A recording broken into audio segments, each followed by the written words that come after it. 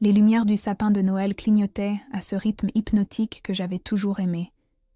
Mais ce soir-là, chaque éclat semblait se moquer de moi. La salle était remplie de monde, de rires, du son des verres qui trinquent à une année qui s'achève.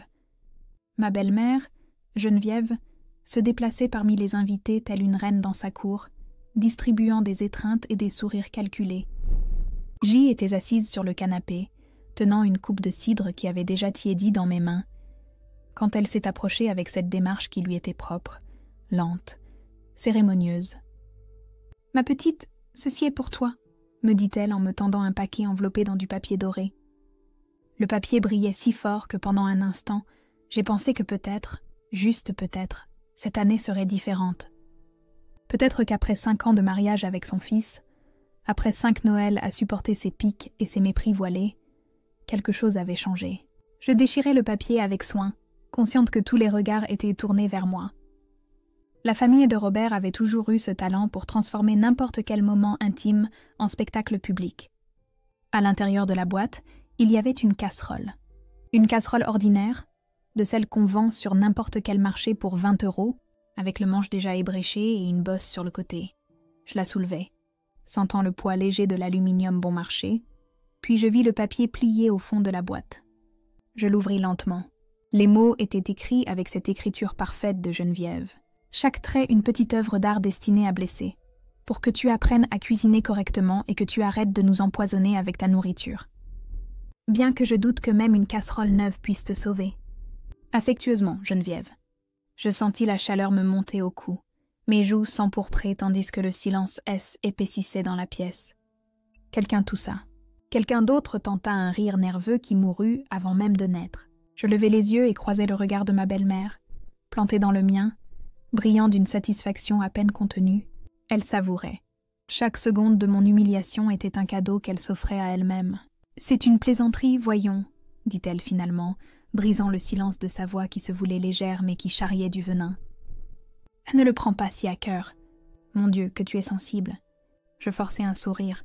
Que pouvais-je faire d'autre? J'acquiesçai, murmurai un « merci » qui écorcha la gorge en sortant, et posait la casserole sur mes genoux comme s'il s'agissait d'un trésor inestimable. Mais alors, comme si l'humiliation n'avait pas suffi, Geneviève se tourna vers l'autre côté de la pièce. « Valérie, mon amour, viens par ici. » Valérie, l'amie de Robert. Ou du moins, c'est ainsi qu'il insistait pour l'appeler. Même si je savais reconnaître la façon dont elle le regardait, comment ses doigts s'attardaient trop longtemps sur son bras quand elle riait, comment elle trouvait n'importe quelle excuse pour apparaître chez nous. Elle était grande, de ces femmes qui semblent être nées en sachant comment bouger, comment s'habiller, comment occuper un espace et faire en sorte que tout le monde se retourne pour la voir. Ce soir-là, elle portait une robe rouge qui coûtait sûrement plus que tous mes vêtements de l'année. Elle s'approcha avec son sourire éclatant, tout en dents blanches et en confiance, et Geneviève sortit de sous le sapin une petite boîte, enveloppée dans du papier argenté avec un nœud en velours. Même l'emballage criait le luxe. Valérie l'ouvrit avec cette fausse modestie de celle qui a l'habitude de recevoir de belles choses, et quand elle souleva le collier, toute la pièce sembla expirer à l'unisson. Il était magnifique, délicat. Une chaîne en or blanc avec un pendentif en émeraude qui attrapait la lumière et la renvoyait, démultipliée. Le genre de bijou qu'une femme porte une fois et n'oublie jamais. Le genre de bijou que je n'aurai jamais. « Yo, Geneviève, c'est beaucoup trop, » dit Valérie, mais elle l'attachait déjà autour de son cou, se tournant déjà pour que tout le monde puisse l'admirer. Et tout le monde le fit. Les éloges pluvièrent comme des confettis. « Ce n'est pas tout, » poursuivit ma belle-mère, clairement ravie de l'attention. « Et je t'ai aussi réservé cette semaine à Marrakech que tu voulais tant. Tout est déjà payé, ma chérie. Tu le mérites bien. Une semaine à Marrakech. Tous frais payés. Pour l'ami de mon mari. Pendant que moi, je recevais une casserole cabossée et un mot me disant que Gigi était une incapable. Je cherchais Robert du regard. Il était adossé au mur, une bière à la main, observant la scène comme s'il s'agissait d'un feuilleton qui ne l'intéressait pas particulièrement. Nos yeux se croisèrent une seconde, une seule, et il haussa les épaules. Un petit geste, presque imperceptible, mais qui criait plus fort que n'importe quel mot.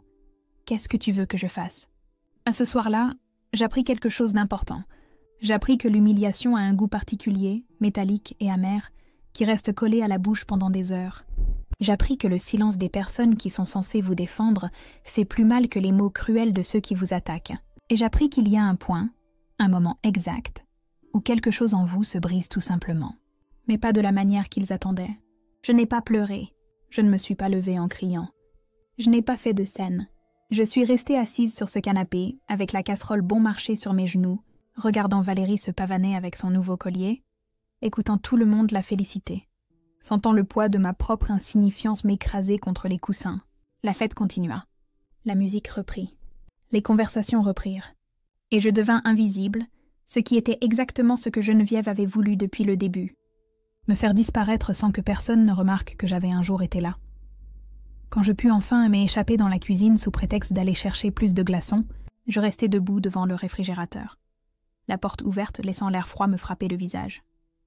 Je sentais mes mains trembler, mais pas de tristesse. C'était autre chose. Quelque chose de plus sombre, de plus dense, qui s'enroulait dans ma poitrine et me serrait les côtes. J'entendis des pas derrière moi. C'était Robert. « Tu sais comment est ma mère ?»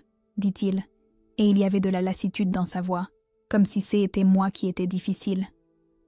Elle a toujours eu ce sens de l'humour. Ce n'est pas personnel. Pas personnel. Comme si m'offrir une casserole cassée tout en donnant des bijoux à son amie N était pas un message aussi clair qu'un cri. Je me tournai pour le regarder, cherchant quelque chose dans ses yeux. N'importe quelle trace de l'homme dont J était tombée amoureuse. Mais je ne trouvais que de la gêne, le désir que cela passe vite pour pouvoir retourner à la fête. « Ce n'est pas grave, lui dis-je, car je n'avais plus l'énergie de me battre. Je n'avais plus l'énergie de mendier le respect qui aurait dû m'être acquis. Je retournai dans le salon. Je m'assis de nouveau. Je vis les heures passer avec une lenteur cruelle.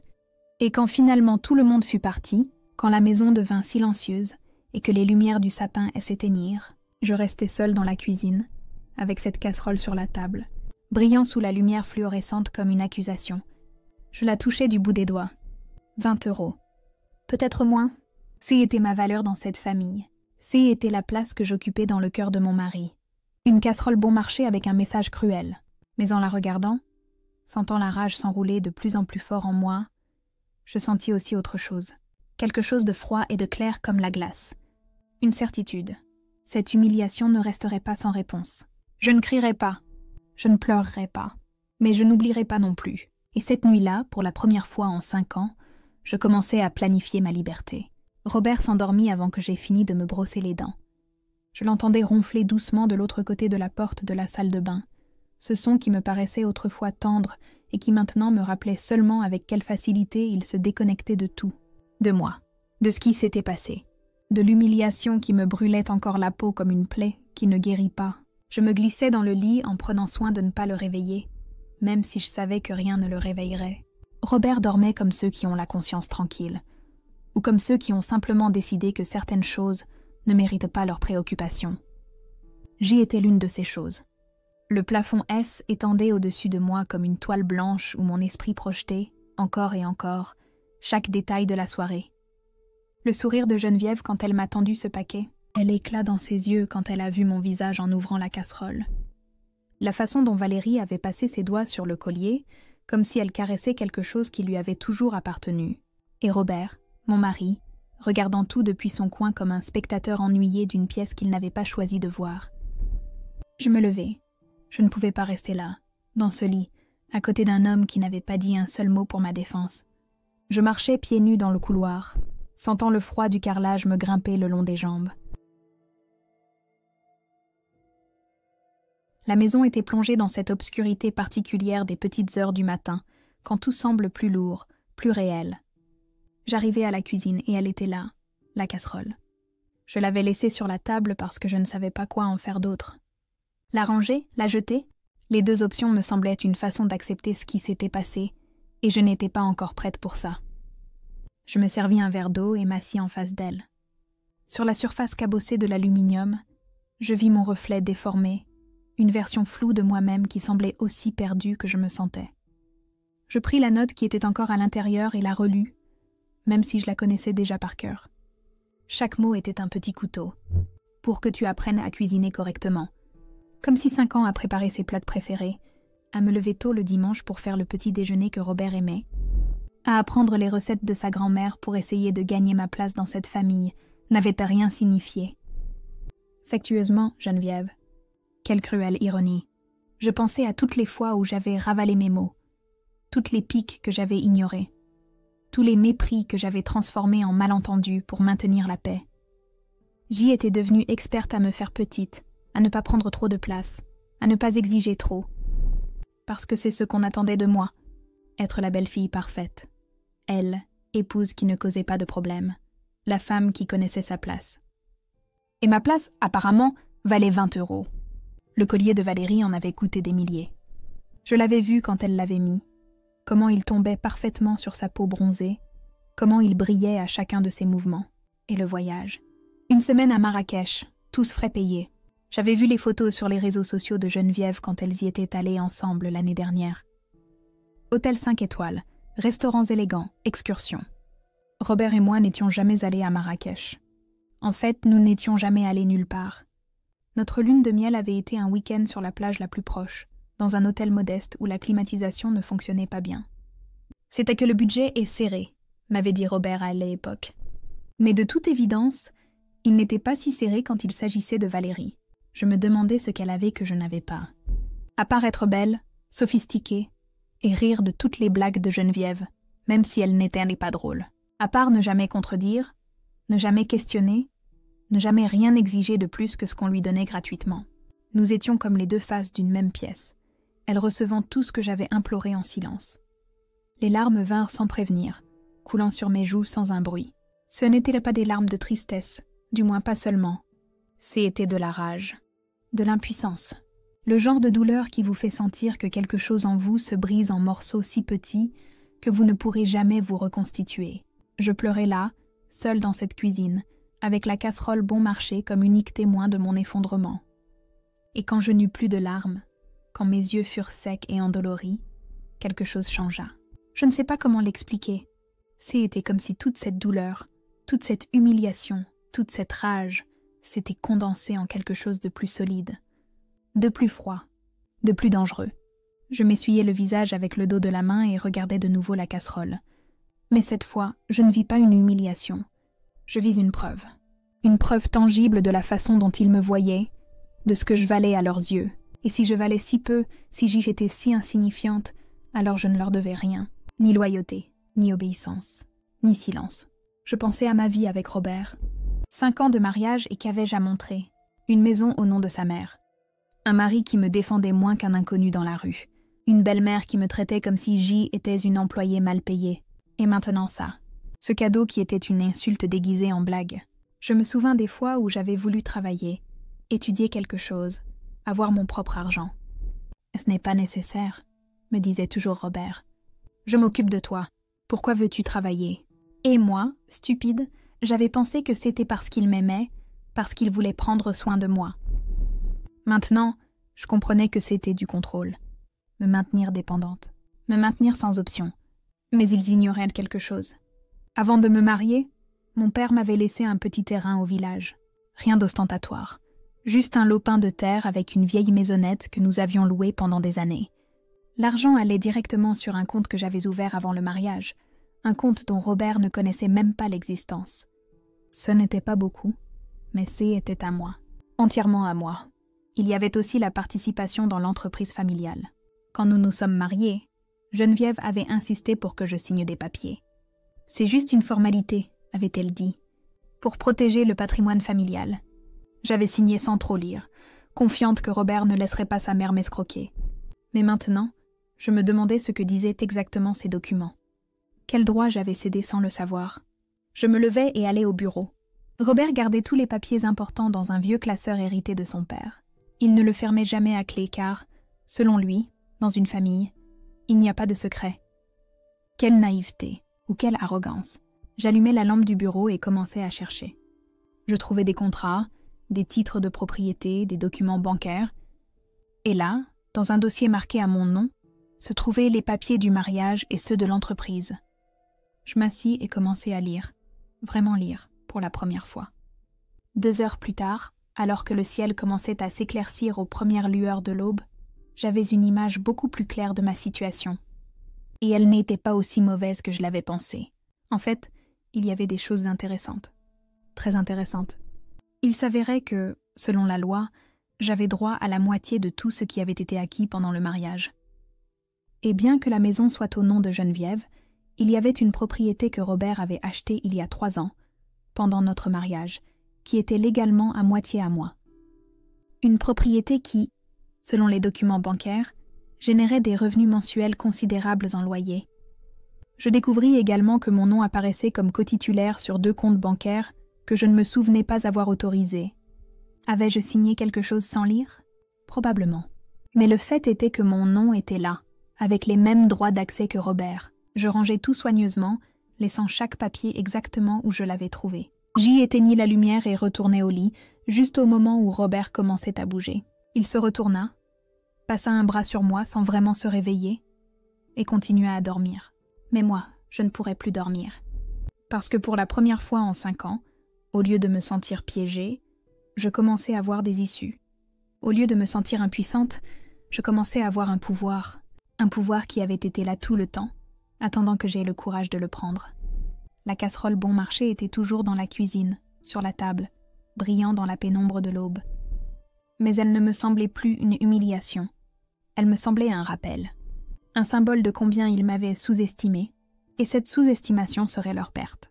Le téléphone sonna en milieu de matinée, alors que Robert était déjà parti travailler et que j'y étais assise dans la salle à manger avec une tasse de café qui avait refroidi pendant que je regardais par la fenêtre sans vraiment rien voir.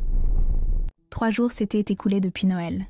3 jours pendant lesquels j'avais agi avec une normalité parfaite, préparant les petits déjeuners, nettoyant la maison, souriant quand c'était nécessaire. Personne n'aurait remarqué que quelque chose avait changé, mais tout avait changé. Je vis le nom sur l'écran, belle-mère. C'est ainsi que je l'avais enregistré dans mon téléphone, sans le madame ni le nom complet, juste ce mot clinique qui décrivait notre relation exactement comme elle était. Une obligation, un lien légal mais pas du cœur. Je laissai sonner 2, 3, 4 fois avant de répondre. Non pas pour me faire désirer, mais parce que j'avais besoin de me préparer. Je pris une profonde inspiration et fis glisser mon doigt pour accepter l'appel. « Allô ? Ah, ma petite, quelle chance que tu répondes !» Et sa voix était différente. Elle n'avait pas ce ton autoritaire habituel, cette assurance qui traînait dans chaque mot. Il y avait quelque chose de tremblant en elle, quelque chose de presque suppliant. « J'ai besoin de te parler. »« Je t'y écoute. » Un silence. Je pouvais l'entendre respirer de l'autre côté, cherchant ses mots. Geneviève, qui n'avait jamais de sa vie eu de mal à dire exactement ce qu'elle pensait, luttait maintenant pour former une phrase. « C'est à propos du cadeau de Noël, » dit-elle finalement. « Ou la casserole. » Et qu'est-ce qu'il y a avec ? Je gardais ma voix neutre, presque ennuyée, bien que mon cœur commençait à s'accélérer. « Eh bien, c'est que je crois que tu l'as peut-être pris trop à cœur. Tu sais comment je suis, toujours avec mes blagues. » Je ne pensais pas que tu allais te vexer à ce point. Blagues. Quel mot pratique pour déguiser la cruauté. Je ne me suis pas vexée, mentis-je doucement.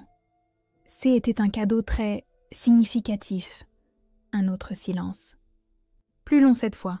Je pouvais l'imaginer dans sa grande maison, cette maison où je n'avais jamais été vraiment la bienvenue, probablement faisant les 100 pas comme elle le faisait quand elle était nerveuse. Je l'imaginais les sourcils froncés, essayant de déchiffrer si ma réponse avait été sincère ou sarcastique. « Écoute, Caroline, » reprit-elle, et le fait qu'elle utilise mon prénom au lieu de « ma petite » ou de l'un de ses faux termes d'affection me dit qu'elle était vraiment inquiète. Je sais que la note était peut-être un peu forte, mais tu sais que je suis comme ça, très directe. Parfois, j'y vais un peu fort. Et bon, certaines personnes dans la famille m'ont dit que j'avais peut-être été trop dure avec toi. Que ce n'était pas bien de comparer ton cadeau avec celui de Valérie. Mais Valérie, tu sais, c'est comme une fille pour moi. Je la connais depuis qu'elle est petite. Voilà, la justification. L'excuse. Comme si le fait qu'elle connaisse Valérie depuis l'enfance expliquait pourquoi elle me traitait comme une moins que rien. Je comprends, dis-je, et je le pensais vraiment. Je comprenais parfaitement. Vraiment ? Sa voix s'éleva, pleine d'espoir. Ah, ma petite, quel soulagement ! C'est que ces jours-ci, j'ai beaucoup réfléchi et je m'inquiétais que tu sois en colère. Robert m'a dit que tu as été très silencieuse, très bizarre. Bien sûr. Robert était allé voir sa mère pour lui rapporter mon comportement, comme si J était une enfant qui avait besoin d'être surveillée. « J était juste fatiguée, répondis-je. Tu sais, les fêtes sont épuisantes. Oui, oui, tu as raison. Elle s'empressa d'être d'accord, désireuse de croire que tout allait bien. Alors, tout est oublié? Tu ne vas pas me garder rancune? Garder rancune. Comme si c'était si simple. Comme si je pouvais décider d'oublier 5 ans de mépris, de commentaires blessants, d'être traitée comme une étrangère dans mon propre mariage. Je ne te garde pas rancune, Geneviève, dis-je. Et c'était vrai. La rancune implique une émotion, implique que l'autre personne a encore du pouvoir sur vos sentiments. Et j'avais dépassé cela. J'avais atteint un lieu froid et clair où les émotions ne servaient à rien. « Oh, merci, ma petite, merci. » Son soulagement était palpable, presque pathétique. « Je savais que tu comprendrais. Tu as toujours été si compréhensive, si gentille. Robert a de la chance de t'avoir. » Il y avait quelque chose dans sa voix qui ne collait pas. Une urgence. Un besoin de s'assurer que je n'étais pas en colère qui allait au-delà de la politesse ou de la culpabilité maternelle. Alors je compris. Elle avait peur. « Mais de quoi? Est-ce qu'il s'est passé autre chose ?» demandai-je en feignant l'inquiétude. « Tu as l'air soucieuse. »« Non, non, rien. Enfin. » Elle s'arrêta. « C'est que ta sœur a appelé hier. Elle était furieuse. Elle m'a dit des choses très méchantes sur ce qui s'est passé à Noël. Elle a menacé de faire un scandale. Tu sais comment est Claudine, si dramatique. Voilà, ma sœur, qui avait été à la fête et avait tout vu, avait défendu ce que je n'avais pas pu défendre sur le moment. Et Geneviève était terrifiée que l'incident devienne le commérage de la famille, que son image de belle-mère parfaite soit ruinée. Claudine exagère, dis-je doucement. Il n'y fait pas attention. Mais elle a dit qu'elle allait le raconter à toute la famille. À tes oncles, à tes cousins. Qu'elle allait me faire passer pour une mauvaise personne. Et voilà la vérité toute nue. Elle ne se souciait pas de m'avoir humiliée. Elle se souciait que les autres le sachent. Elle se souciait de sa réputation. Pas de ma douleur. Je vais lui parler, promis-je. Je lui dirai que tout va bien, que c'était juste un malentendu. Tu ferais ça? L'espoir dans sa voix était presque comique. Oh, ma petite, je t'en serais si reconnaissante. Tu sais comment est la famille, toujours à chercher de quoi parler, toujours à tout exagérer. Oui, je sais. Et bon, si tu veux, on pourrait déjeuner un de ces jours. Toi et moi, seuls. Comme ça, on discute mieux. On se met à jour. Ça fait longtemps qu'on n'a pas passé de temps ensemble. Nous n'avions jamais passé de temps ensemble. Chaque interaction que nous avions eue avait été obligée, forcée par le lien légal que nous partagions à travers Robert. Mais maintenant, elle voulait jouer à la belle-mère affectueuse, celle qui invite sa belle-fille à déjeuner et prétend qu'il y a une vraie relation entre elles. Ça me semble une bonne idée, mentis-je. Je te dis quand j'ai le temps. Parfait, parfait. Bon, je te laisse alors. Mais je suis plus tranquille maintenant que je sais que tout va bien entre nous. Tu sais que je t'aime beaucoup, n'est-ce pas? Oh, bien sûr. Bon, prends bien soin de toi. Et passe le bonjour à Robert. Je le ferai. Au revoir, Geneviève. Je raccrochai et posai le téléphone sur la table avec précaution, comme s'il s'agissait d'un objet fragile qui pouvait se briser. Je le fixai un long moment, analysant ce qui venait de se passer. Elle n'avait pas appelé pour s'excuser vraiment. Elle avait appelé parce qu'elle avait peur. Peur que Claudine fasse un scandale. Peur que son image parfaite soit ternie. Peur que d'autres personnes voient ce que j'avais vécu en silence pendant 5 ans. Et le plus révélateur de tout, elle avait ressenti le besoin d'appeler. Cela signifiait que mon silence l'avait mise mal à l'aise, que mon manque de réaction à la fête, mon absence de larmes ou de cris, lui avait paru plus effrayant que n'importe quelle crise de colère.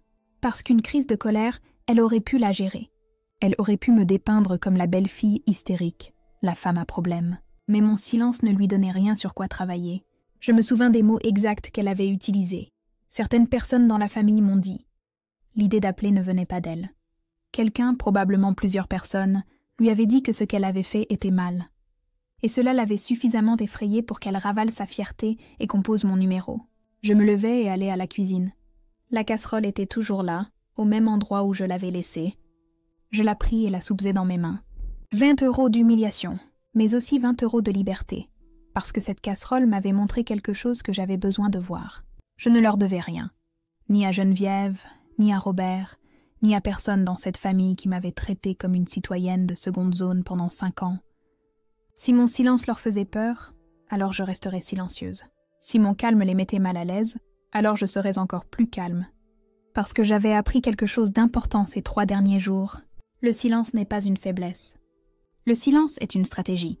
Et j'y étais prête à être très, très stratégique. Je rangeais la casserole dans le placard le plus haut de la cuisine, là où je savais que je ne l'utiliserais jamais, mais où je ne la jetterais pas non plus. C'était mon trophée. Mon rappel. Le jour où j'ai décidé que ma valeur ne serait pas définie par eux. Et en fermant le placard, je souris pour la première fois depuis Noël. Un petit sourire, froid, que personne ne vit mais qui change à tout. Je passais la semaine suivante à me comporter comme l'épouse parfaite qu'ils avaient toujours voulu que je sois. Je préparais les petits déjeuners préférés de Robert, je nettoyais la maison jusqu'à ce qu'elle brille, j'ai même préparé cette tarte tatin que Geneviève aimait tant et je la lui ai apportée avec un sourire. Elle me reçut les larmes aux yeux, me serrant dans ses bras comme si j'y étais sa fille perdue enfin revenue. « Je savais que tu étais une bonne fille », me dit-elle en me pressant contre sa poitrine parfumée de cette fragrance chère qu'elle portait toujours. Je savais que tu comprendrais que tout n'était qu'un malentendu. J'acquiesçais contre son épaule, la laissant m'étreindre, sentant la texture de sa blouse en soie contre ma joue.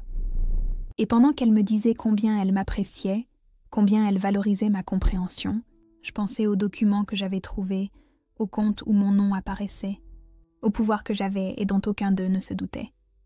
Cette nuit-là, quand Robert s'endormit, je retournai au bureau. Cette fois, j'apportai mon ordinateur portable et commençai à prendre des photos de chaque document important. Titre de propriété, contrat, relevé de compte, placement. Tout ce que je trouvais qui portait mon nom ou qui avait été acquis pendant notre mariage.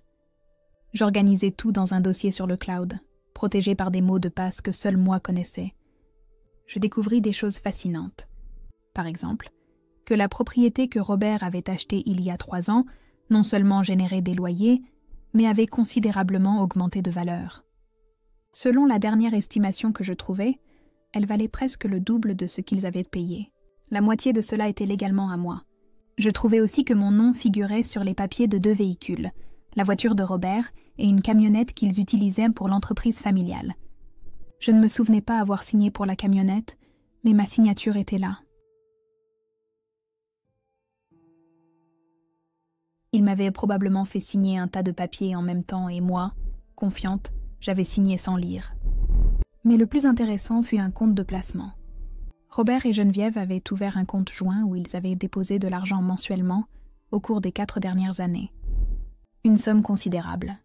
Et moi, en tant qu'épouse de Robert, j'avais techniquement des droits sur la moitié de ce qu'il avait apporté pendant notre mariage. Je n'étais pas millionnaire, non. Mais je n'étais pas non plus la femme sans ressources qu'il croyait que j'étais.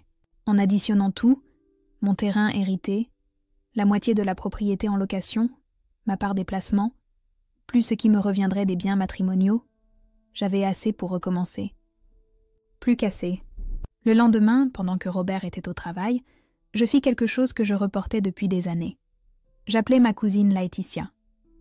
Laetitia était avocate spécialisée en droit de la famille, et bien que nous n'étions pas très proches, je savais que je pouvais lui faire confiance. C'était elle qui m'avait prévenu, la veille de mon mariage, de bien lire tout papier qu'on me mettrait sous le nez. « Caroline, » dit-elle en répondant, surprise, « à quel miracle que tu appelles ? J'ai besoin de ton aide, » lui dis-je directement.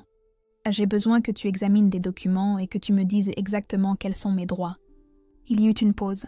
« Tu penses au divorce ? » « Je pense à savoir quelles sont mes options. Apporte-moi tout ce que tu peux. Des copies, des photos, n'importe quoi. Plus j'aurai d'informations, mieux je pourrai te conseiller. » Nous nous rencontrâmes 2 jours plus tard dans un café loin de chez moi, loin de tout endroit où quelqu'un de la famille pourrait nous voir. Je lui remis une clé USB avec toutes les photos des documents. Laetitia la rangea dans son sac sans la regarder sur place. « Ça va me prendre quelques jours », m'avertit-elle. « Mais je te dirai exactement quelle est ta situation juridique. » « Il y a autre chose, » ajoutai-je en baissant la voix, bien que nous fussions seuls à notre table. « Je ne veux pas que ce soit une guerre. Je ne veux ni cri ni scandale. Je veux juste partir proprement et prendre ce qui me revient. » Laetitia acquiesça lentement. « Je comprends. C'est possible, mais cela demande de la stratégie. Des mouvements prudents.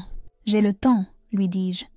Je ne suis pas pressée, mais je ne vais pas rester pour toujours non plus. » En attendant l'analyse de Laetitia, je commençais à faire d'autres préparatifs. Petits, invisibles.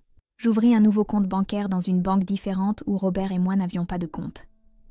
Je commençais à trier mes documents personnels, mon acte de naissance, ma carte d'identité, mes diplômes, et je les déposais chez ma sœur Claudine. « Qu'est-ce qui se passe ?» Darles me demanda Claudine quand je lui apportais une boîte avec mes affaires. « Depuis Noël, tu n'es plus la même. »« Je me réveille, » lui dis-je simplement. Claudine me serra fort dans ses bras. Il était temps. J'ai toujours su que tu étais plus forte que ce que tout le monde pensait. Je commençais aussi à chercher du travail. Discrètement, bien sûr. Je mis à jour mon CV, contactais de vieilles amies qui, je le savais, avaient leur propre entreprise, exploraient des options. J'avais des études en gestion que j'avais laissées inachevées en épousant Robert. Il était peut-être temps de les terminer. Chaque soir, quand Robert rentrait du travail, le dîner était prêt et j'avais un sourire aux lèvres. Nous parlions de sa journée, des problèmes de l'entreprise, des plaintes de sa mère. J'acquiesçais, commentais aux moments opportuns, semblant être l'épouse attentive de toujours. Mais à l'intérieur, chaque jour qui passait, je me sentais plus loin. Comme si je regardais notre vie de l'extérieur, comme si je n'en faisais plus vraiment partie. Une semaine plus tard, Laetitia m'appela. « Ah, nous devons parler. Peux-tu venir à mon cabinet ?» J'y allais le lendemain, en disant à Robert que j'avais rendez-vous chez le dentiste.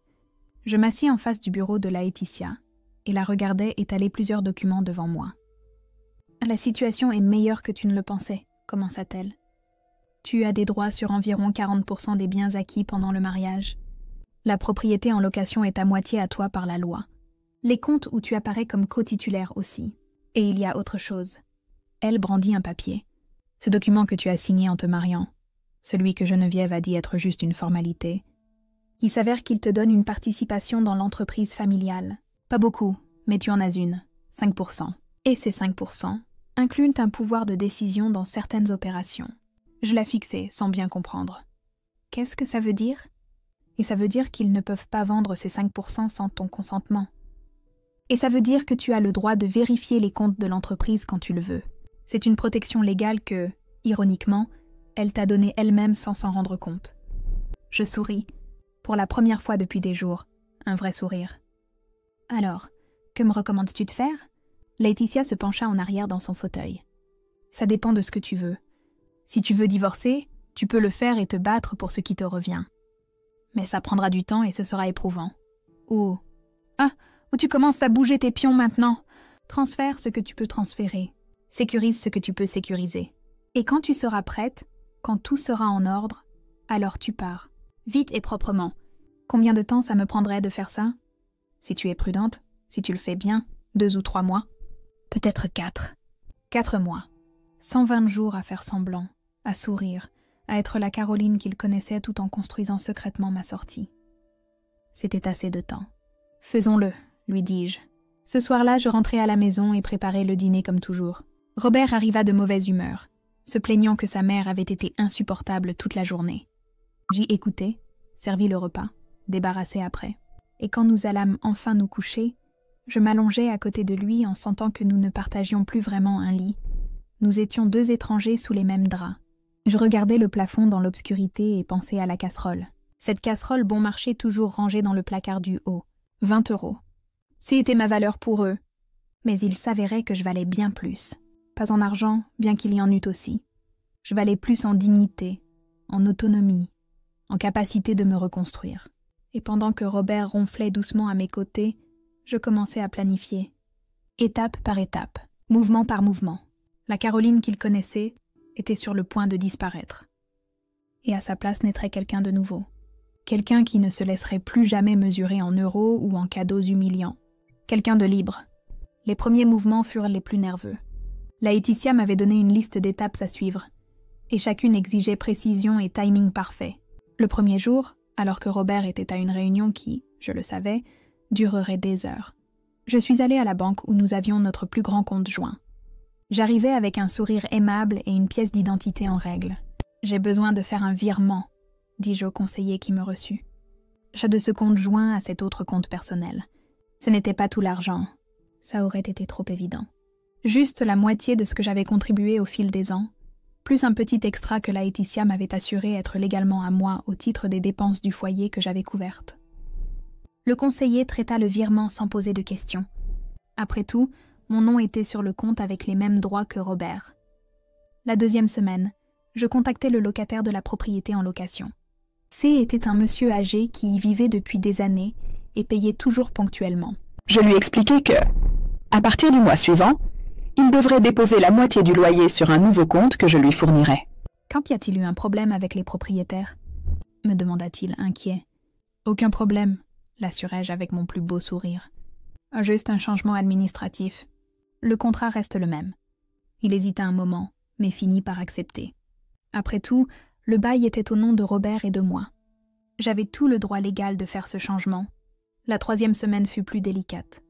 J'utilisais ma participation de 5% dans l'entreprise familiale pour demander une vérification des comptes. C'était mon droit légal, mais je savais que cela causerait des remous. Geneviève m'appela 2 heures après que j'ai envoyé la demande formelle par l'intermédiaire du comptable. « Qu'est-ce que c'est que ça, Caroline ?» Sa voix avait perdu toute prétention d'affection.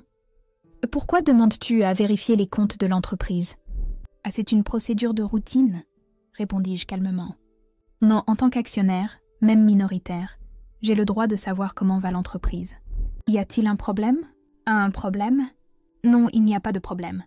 Mais je trouve ça très étrange qu'après 5 ans de mariage, tu t'intéresses soudainement à l'entreprise.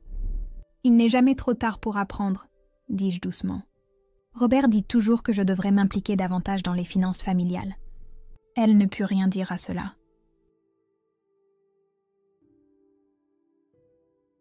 Elle raccrocha, agacée. Mais 2 jours plus tard, j'avais les états financiers dans ma boîte mail. Je les examinai attentivement avec Laetitia et nous découvrîmes quelque chose d'intéressant. L'entreprise se portait mieux que ce que Robert et sa mère avaient laissé croire. Beaucoup mieux, ce qui signifiait que mes 5% valaient plus que ce qu'ils avaient voulu me faire penser. Pendant tout ce temps, je continuais d'être l'épouse parfaite à la maison. Je cuisinais, je nettoyais, je souriais.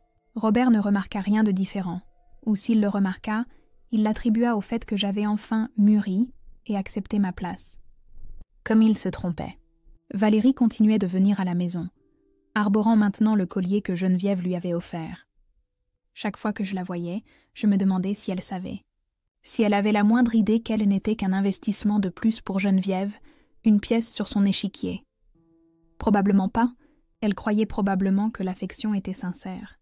Un jour, alors que je préparais le café pour Robert et Valérie qui étaient arrivés ensemble d'une réunion de travail, j'entendis une partie de leur conversation. « Ta mère est si généreuse, » disait Valérie. « Elle m'aide avec l'acompte pour un appartement. Elle dit que c'est comme un investissement dans mon avenir. »« Elle t'aime beaucoup, » répondit Robert. « Elle dit toujours que tu es comme la fille qu'elle n'a jamais eue. » Et je restais figée derrière la porte de la cuisine. La fille qu'elle n'a jamais eue. Comme si je n'existais pas. Comme si 5 ans à essayer de gagner son approbation ne signifiait rien. Mais ça ne me fit plus mal comme avant. Elle n'avait plus ce pouvoir sur moi. J'entrai avec les tasses de café et un sourire parfait. « Voilà pour vous, » dis-je. Et je me retirai avant qu'il ne puisse voir la moindre émotion sur mon visage. Au bout d'1 mois et demi de mon plan, j'avais déjà transféré la majeure partie de ce qui me revenait. J'avais regroupé mes documents, sécurisé mes fonds. J'avais même trouvé un travail à mi-temps dans l'entreprise d'une amie d'université. J'avais dit à Robert que C était du bénévolat, et il n'avait même pas posé plus de questions. « C'est bien que tu t'occupes », m'avait-il dit distraitement, sans lever les yeux de son téléphone. J'avais aussi commencé à chercher un appartement. Rien d'ostentatoire, juste quelque chose à moi. Un espace où je pourrais respirer sans sentir le poids de leurs attentes, de leur jugement, de leur indifférence. J'en trouvais un petit mais lumineux, dans un quartier que j'aimais. Je parlais au propriétaire et lui expliquai que je le louerais dans 2 mois. Il me demanda une caution et je la lui donnai sans hésiter. « Vous vivez seul ?» me demanda-t-il, curieux. « Je vais vivre seul », le corrigeai-je, et le mot « vais » sonna comme une promesse. Mais le moment le plus délicat arriva la 7e semaine. Je devais signer des papiers pour formaliser la division de la propriété en location. C était un processus juridique compliqué que Laetitia avait géré discrètement, mais il exigeait que Robert signe aussi. Le problème était de le faire sans qu'il se rende compte de ce qu'il signait vraiment. Laetitia l'avait expliqué ainsi. Nous allons le présenter comme une réorganisation des biens pour des avantages fiscaux. Ce n'est pas un mensonge, techniquement ça les aidera avec les impôts, mais ce que ça fait vraiment, c'est de séparer légalement ta part de la sienne. Un soir, après que Robert eut bu quelques verres et était de bonne humeur, je lui mentionnai nonchalamment que le comptable avait envoyé des papiers concernant la propriété. « Ah, il dit que si nous les signons maintenant, nous économiserons pas mal d'argent en impôts, » lui expliquai-je, en posant les documents devant lui à côté de son dîner préféré.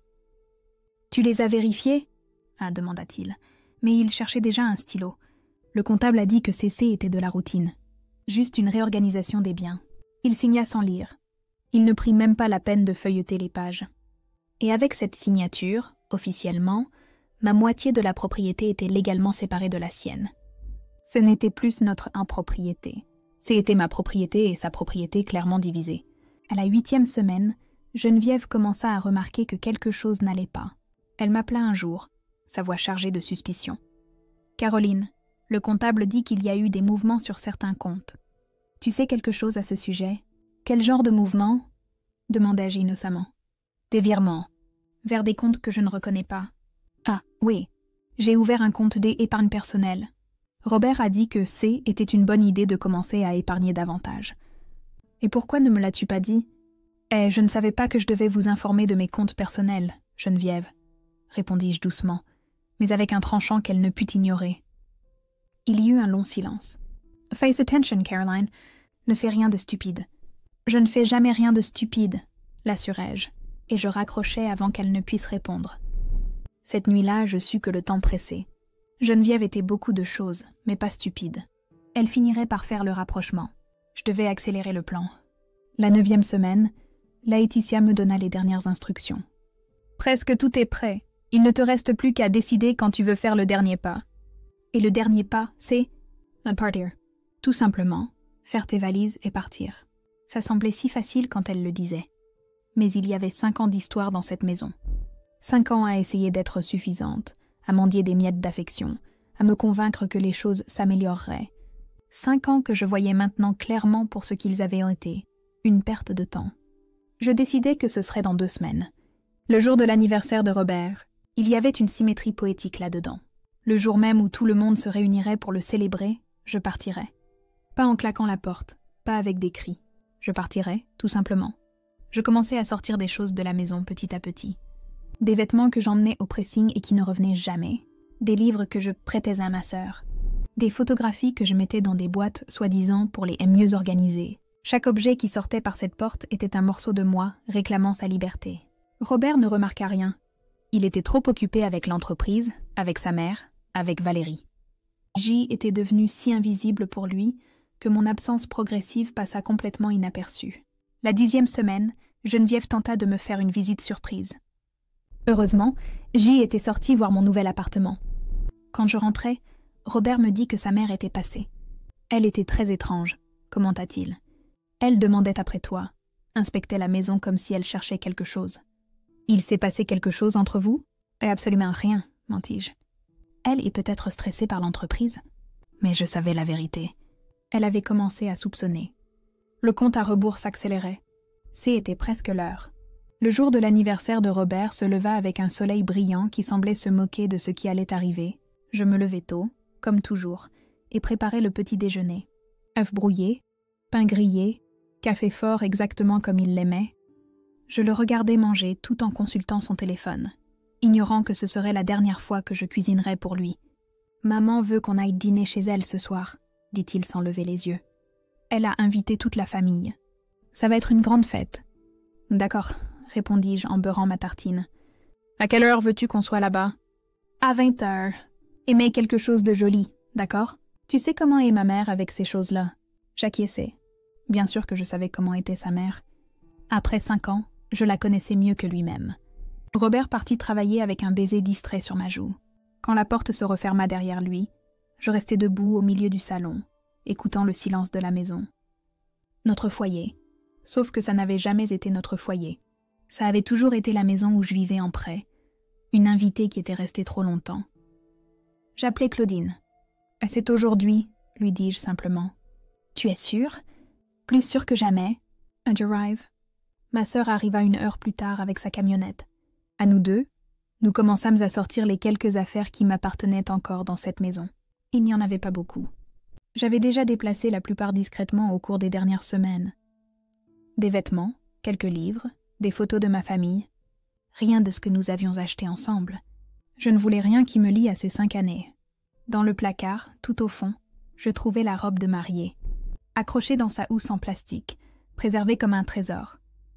Je la regardais un long moment. La femme qui avait porté cette robe n'existait plus. Elle s'était évanouie progressivement, étouffée par le mépris, écrasée par l'indifférence, jusqu'à ce qu'un soir de Noël, elle reçoive une casserole bon marché et se réveille enfin. Je la laissais là.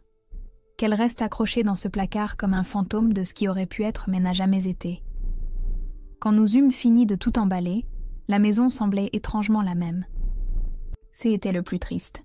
Mon absence se remarquerait à peine. Je n'avais laissé aucune marque à cet endroit, aucune preuve réelle que j'y avais vécu 5 ans. Sauf une chose. J'allai à la cuisine et ouvris le placard du haut. Elle était là, exactement où je l'avais laissée il y a 3 mois. La casserole. Je la soulevai et la tins dans mes mains, sentant le poids léger de l'aluminium bon marché, 20 € d'humiliation qui était devenu le catalyseur de ma liberté. « Tu vas l'emporter » et demanda Claudine, qui m'avait suivie. Je secouai la tête. Non, celle-ci reste. C'est leur cadeau, pas le mien. Je la posai au centre de la table de la cuisine, exactement là où elle avait été le soir de Noël. À côté, je mis une note. Je l'avais écrite ce matin, après avoir tourné et retourné pendant des jours ce que j'allais dire. Finalement, j'avais opté pour la simplicité. Merci pour le cadeau de Noël. Il m'a vraiment montré ce que je vaux. Je prends ce qui me revient de droit. Les papiers sont chez mon avocate. N'essayez pas de me contacter, Caroline. Courte, directe, sans émotion, exactement comme il se devait. Claudine et moi chargeâmes les dernières boîtes dans sa camionnette. Avant de partir, je fis un dernier tour de la maison.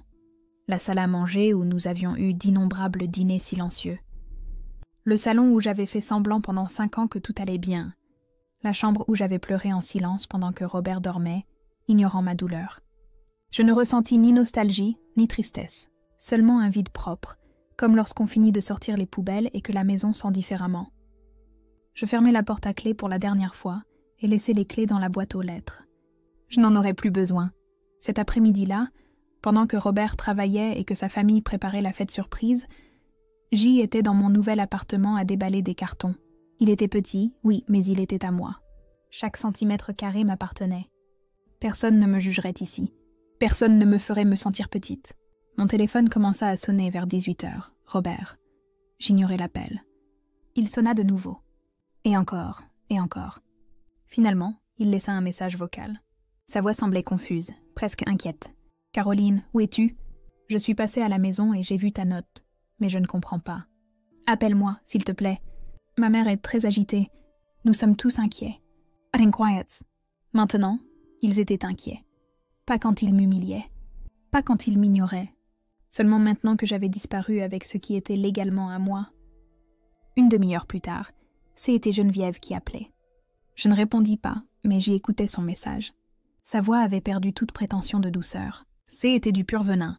Je ne sais pas ce que tu crois obtenir avec ça, Caroline. Mais tu ne peux pas simplement prendre ce qui n'est pas à toi. Je vais parler à mes avocats. Tu vas rendre chaque centime que tu as volé. Volé, quel mot intéressant. Comme si ce que j'avais pris n'était pas légalement à moi. Comme si les 5 années de ma vie que j'avais investies dans cette famille ne valaient rien.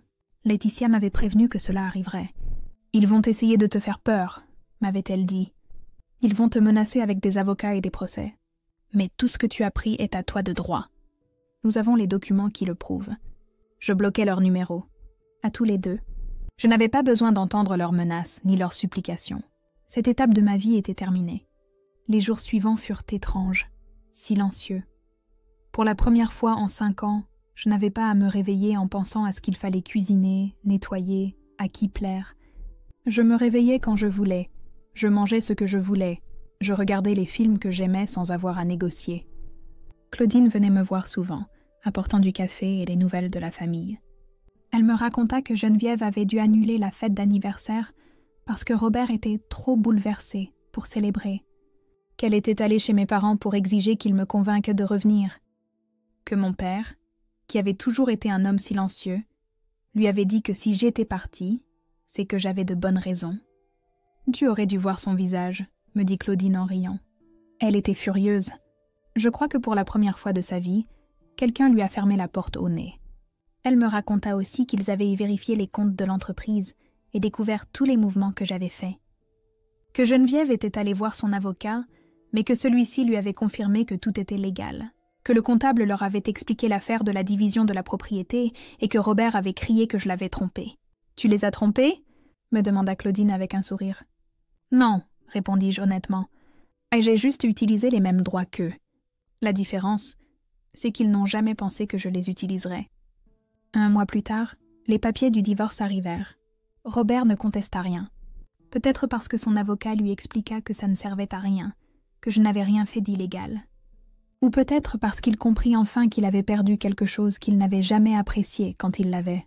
Je signai les papiers sans hésiter. L'avocate de Robert tenta de négocier, demandant que je rende une partie de l'argent, mais Laetitia fut implacable. Et ma cliente n'a pris que ce qui lui revenait de droit. Si votre client a un problème avec ça, il aurait peut-être dû y penser avant de la traiter comme il l'a fait. Le divorce fut finalisé en 3 mois.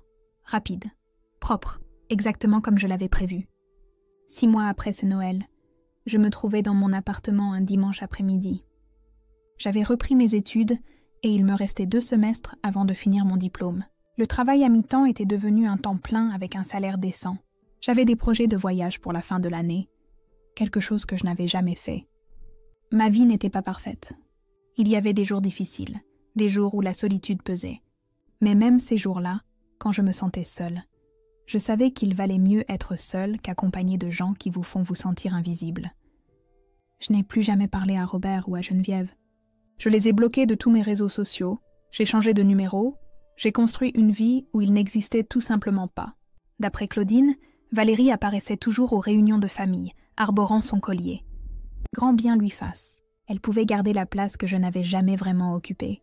Parfois, je pensais à la casserole. Je me demandais si Robert l'avait jetée ou si elle était toujours là, dans un coin de la maison, à prendre la poussière. J'aimais imaginer qu'il l'avait gardée, que chaque fois qu'il la voyait, il se souvenait de la femme qu'il avait sous-estimée. De l'épouse silencieuse qui s'était avérée bien plus forte que quiconque ne l'avait imaginée. Parce que c'était ça, ma vengeance. Pas leur souffrance. Pas leur ruine. Simplement ma liberté.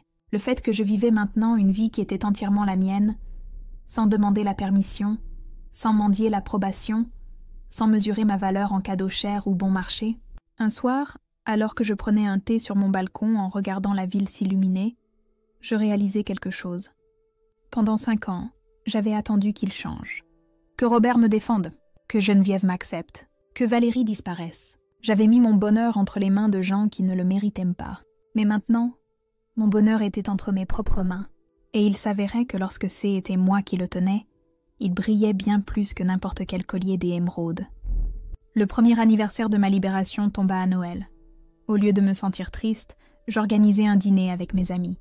Nous avons cuisiné, ri, trinqué, et quand quelqu'un me demanda pourquoi J était si radieuse, je me contentais de sourire. « Parce que j'ai enfin appris que ma valeur n'est définie par personne d'autre que moi », répondis-je. Et c'était vrai. 20 €, c'est ce qu'ils avaient pensé que je valais. Mais j'avais prouvé que je valais bien plus. Je valais ma propre liberté, ma propre paix, ma propre vie reconstruite à partir de 0. La casserole avait été leur erreur. Le rappel permanent qu'ils m'avaient sous-estimé. Et cette sous-estimation leur avait coûté plus cher qu'ils ne l'imagineraient jamais. Parce que je ne me suis pas détruite. Je me suis reconstruite. Et ça, c'était ma véritable vengeance.